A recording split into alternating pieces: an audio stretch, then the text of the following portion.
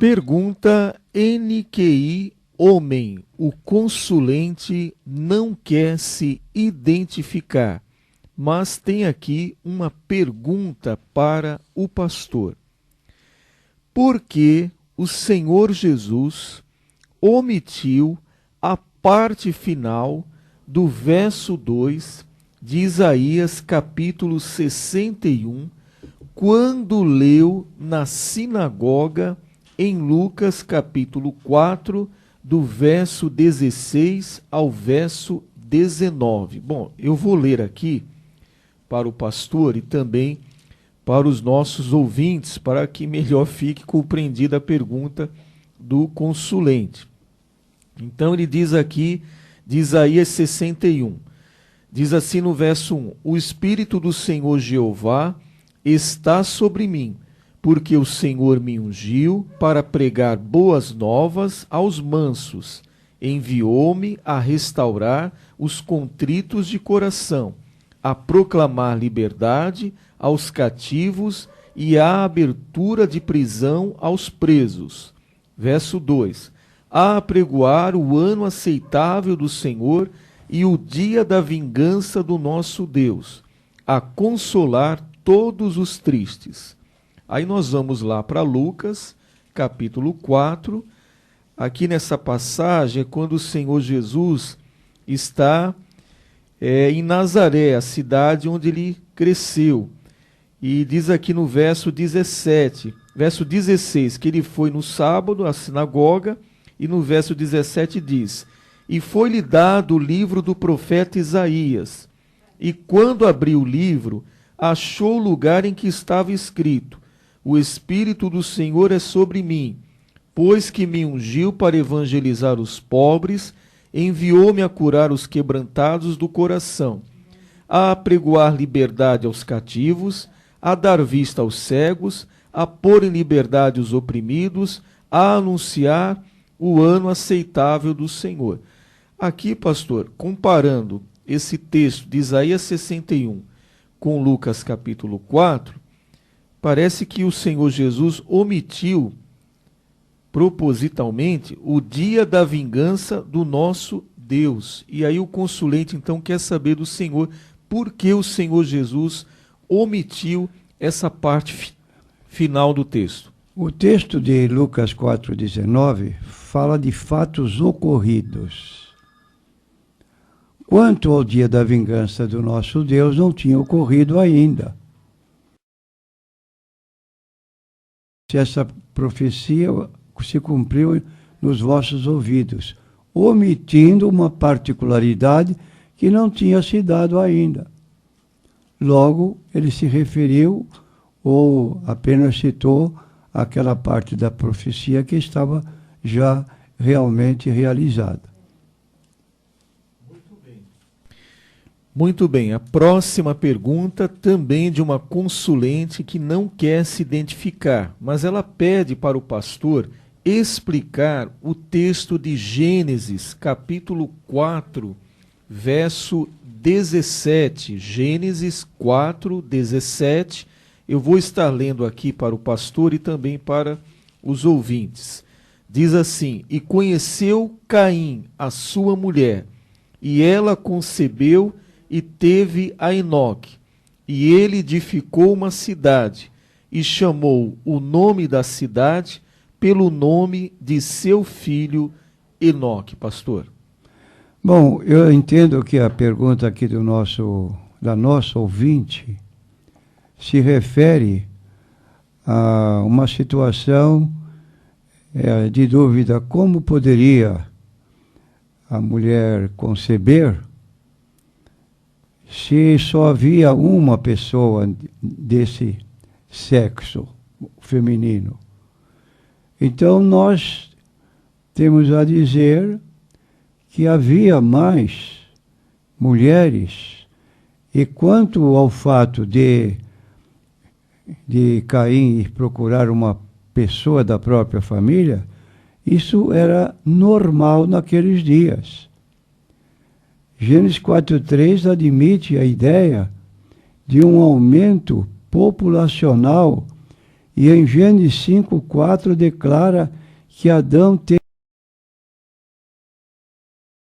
Deus não havia proibido o casamento entre membros da mesma família, como posteriormente no livro de Levítico nós encontramos até onde é permitida o casamento de familiares. De modo que aqui está sem problemas, dependendo apenas da explicação. Então, com quem casou Caim? Casou com uma pessoa da sua própria família. Era legal isso? Na ocasião, sim. Não havia qualquer proibição por escrito que viesse proibir essa forma de casamento. Muito bem, mais uma pergunta aqui, e é a terceira já, assim, na sequência, sobre a Bíblia Sagrada, pastor. Glória a Deus que as pessoas estão lendo a Bíblia, e estão ligando para perguntar sobre a própria Bíblia Sagrada. Temos a pergunta aqui do Mateus, da igreja O Brasil para Cristo. Ele pergunta ao Senhor quando se dará o julgamento final. Ele ocorrerá antes ou depois do reino milenial de Cristo? Nós queremos esclarecer ao nosso consulente que no capítulo 20 do livro do Apocalipse apresenta os 12 episódios que foram mencionados pelo nosso consulente, reino milenial e o julgamento final.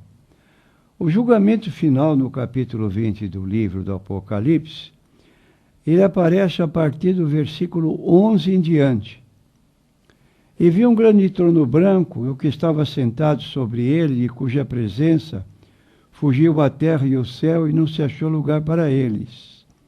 Vi os mortos, grandes e pequenos, que estavam diante do trono, e abriram-se os livros, e os mortos foram julgados pelas coisas que estavam escritas nos livros segundo as suas obras.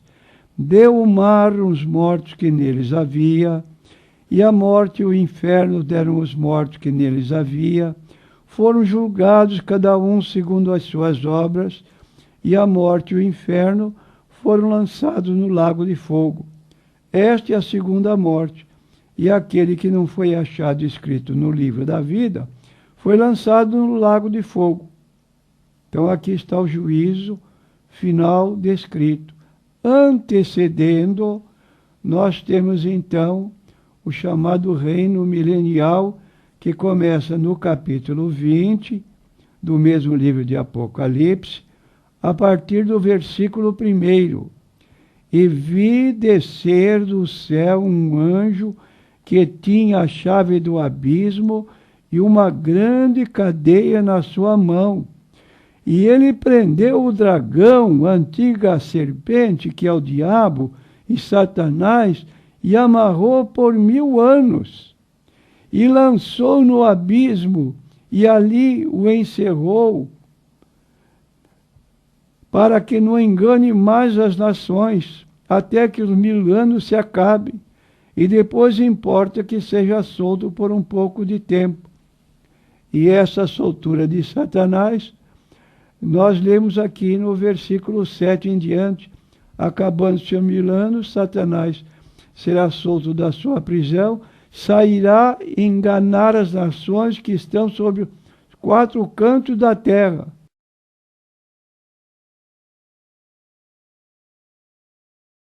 Para as ajuntar para a batalha.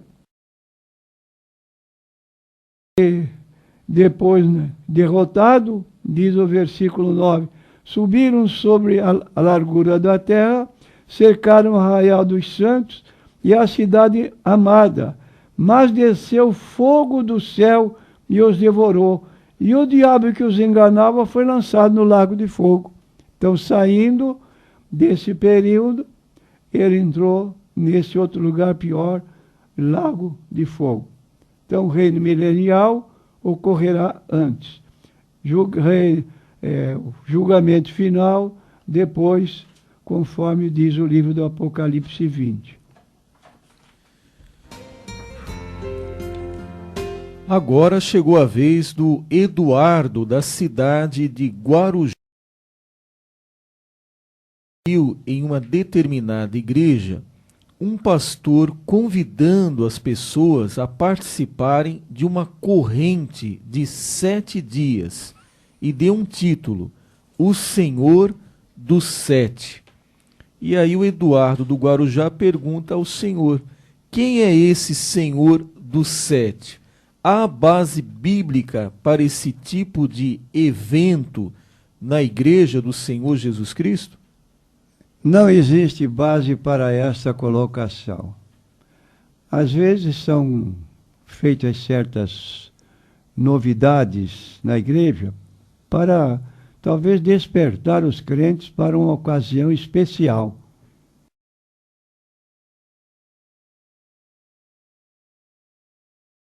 O que nós sabemos, podemos dizer à luz da Bíblia, é que o número 7 é um número abençoado, é um número que é usado repetidamente, principalmente no livro do Apocalipse. E é então um número bíblico. 7 igrejas da Ásia, uma mensagem dirigida a cada uma delas. Cada igreja de Persi tem o seu anjo. O anjo representa o pastor da igreja. De modo que há muitas ocorrências na Bíblia Sagrada com o emprego desse em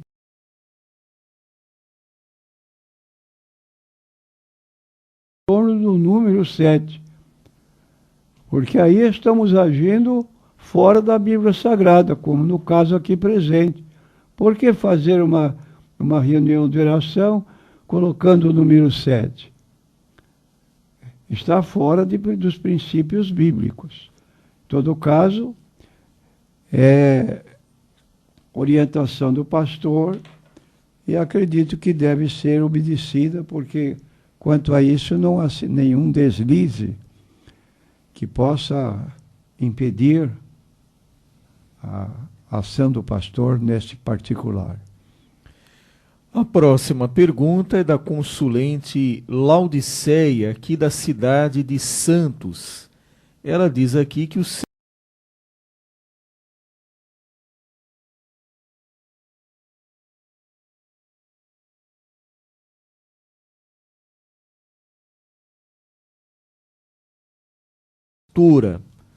porém, diz ela aqui no seu relato, que foi a uma igreja onde uma pastora pregava e o pastor, poderia ser aqui o esposo, ficou sentado em seu lugar. Ela quer saber se isso é correto, pastor Natanael. Nós temos na Bíblia Sagrada, escrito pelo apóstolo Paulo, as qualificações dos obreiros. Qualificações de obreiros que trabalham na igreja. Está em 1 Timóteo, capítulo 3, versículos 1 a 7, depois seguindo-se a ordem para os sucessivamente. De modo que, nesse texto bíblico, Paulo inicia, esta é uma palavra fiel e digna de toda aceitação. Quem deseja o episcopado, excelente obra deseja. Episcopado aqui tem referência ao ministério da igreja.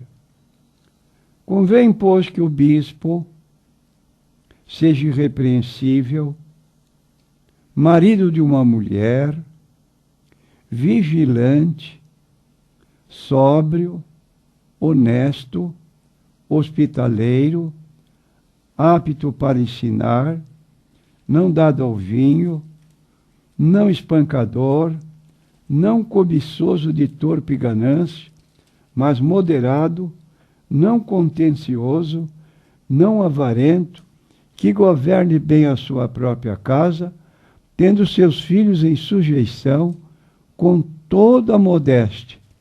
Porque se alguém não sabe governar a sua própria casa, terá cuidado da igreja de Deus, não neófito, para que, ensoberbecendo-se, não caia na condenação do diabo.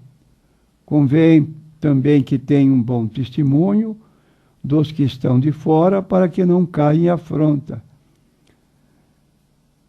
e no laço do diabo. E aí começa no versículo 8, acerca dos diáconos.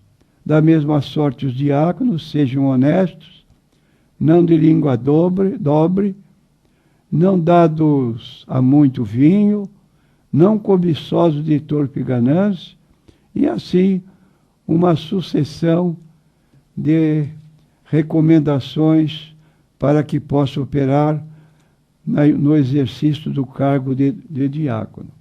Então, me referindo aqui à pergunta em tela sobre a mulher, nós queremos dizer que esse versículo 2 do capítulo 3, ele é específico. Convém, pois, que o bispo seja irrepreensível e no que nos concerne é marido de uma mulher, vigilante, sóbrio, honesto, hospitaleiro, apto a ensinar. Não se segue uma colocação, por exemplo, dizendo que a mulher seja esposa de um só marido, vigilante, sóbria, honesta, hospitaleira, apta para ensinar. Quer dizer, não entra no pormenor da esposa. Quer dizer, omite esse nome, o que desclassifica, então, que possa haver na direção da igreja uma mulher que exerça o cargo de pastora. É essa a implicação que muitos obreiros têm, porque estão seguindo literalmente o que a Bíblia diz nesse particular. E nós temos ainda o apóstolo Paulo, neste capítulo 2, fazendo uma demonstração com respeito às mulheres cristãs. Capítulo 2, versículo 9, que do mesmo modo as mulheres se ataviem em traje honesto, com pudor e modéstia, não com tranças, ou com ouro ou pérolas, com boas obras. A mulher aprende em silêncio, com toda sujeição. Não permito, porém, que a mulher ensine, nem que use de autoridade sobre o marido. Porque primeiro foi formado Adão, depois Eva. E Adão não foi enganado, mas a mulher, sendo enganada, caiu em transgressão. Então, aqui até o versículo 14, nós vemos o apóstolo Paulo demonstrando com relação à mulher. A próxima pergunta, NQI homem, mais uma pergunta que o consulente não quer se identificar. Mas aqui é um aconselhamento que ele está pedindo para o pastor. E o que o pastor poderia dar de conselho aqui ao nosso consulente? Essa situação não consigo firmar os meus passos depois de ter passado por 2 batismos. É uma situação muito estranha. Não é natural que esta ocorrência com o irmão de ter se batizado em 2 igrejas e assim mesmo não ter tido vitória na sua vida, não conseguindo se firmar. Há algum caso na sua vida que está impedindo a sua perfeita comunhão com Deus, daí a situação em que o irmão está trazendo para nós o conhecimento. Me permita sugerir, não quero acusar, não quero ser precipitado, mas uma coisa que às vezes impede, se o homem está satisfeito com a sua esposa, porque ele está fora do batismo por essa razão.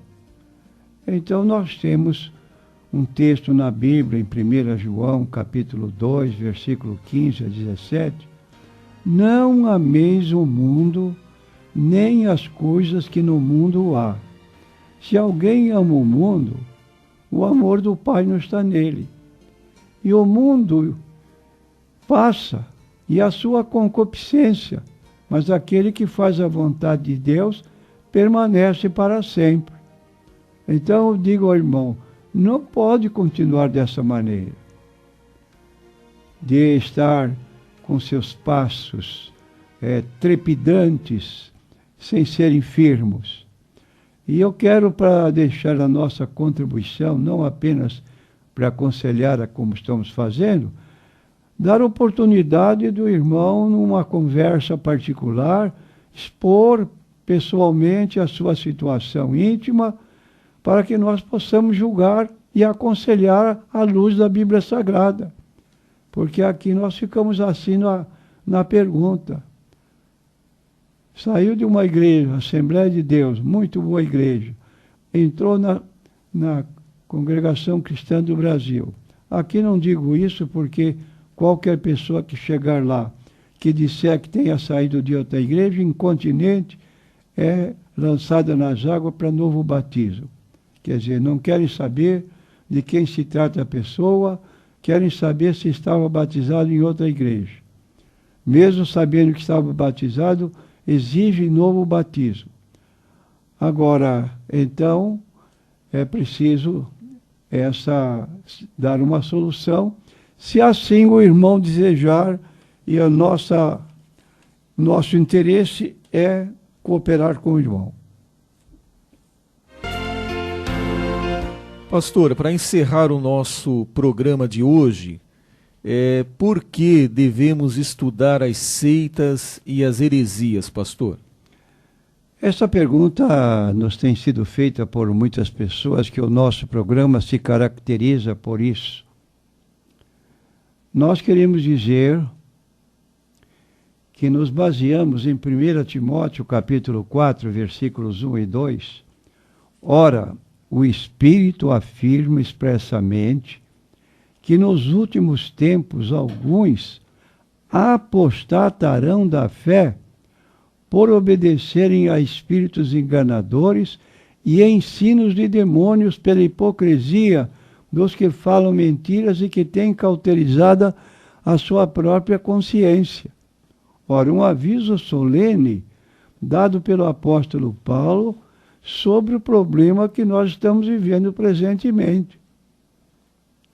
Então, nós, como cristãos, os pastores principalmente, devem fazer como o apóstolo Paulo no capítulo 20 de Atos dos Apóstolos, quando ele estava para se ausentar da Ásia, ele chamou todos os obreiros seus e deu-lhes aviso para cuidar do rebanho, porque ele antevia que o problema, depois da saída dele como obreiro muito ativo, como ele chega a dizer, nunca cessei noite e dia de vos anunciar a palavra.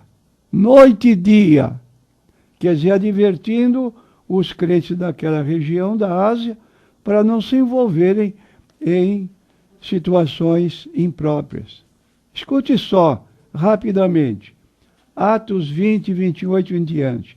Olhai, pois, por vós e por todo o rebanho sobre que o Espírito Santo vos constituiu bispos, para apacentardes a igreja de Deus, que ele resgatou com seu próprio sangue, porque eu sei isto, que depois da minha partida entrarão no meio de vós lobos cruéis, que não perdoarão os rebanhos, e que dentre vós mesmos se levantarão homens que falarão coisas perversas para atraírem os discípulos após si.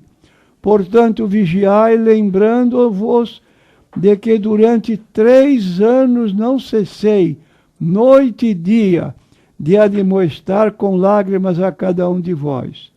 Agora, pois, irmãos, encomendo-vos a Deus e a palavra da sua graça, a Ele que é poderoso para vos edificar, dar herança entre todos os santificados em Cristo Jesus. De modo que aqui é uma advertência, e nós estamos vendo que as seitas estão crescendo, e é obrigação dos pastores vigiar sobre esse assunto. Como não vemos, e agir.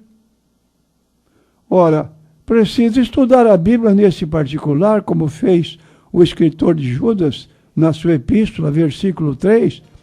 Ele diz que tentava, se preparou para falar da salvação uma vez entregue aos santos.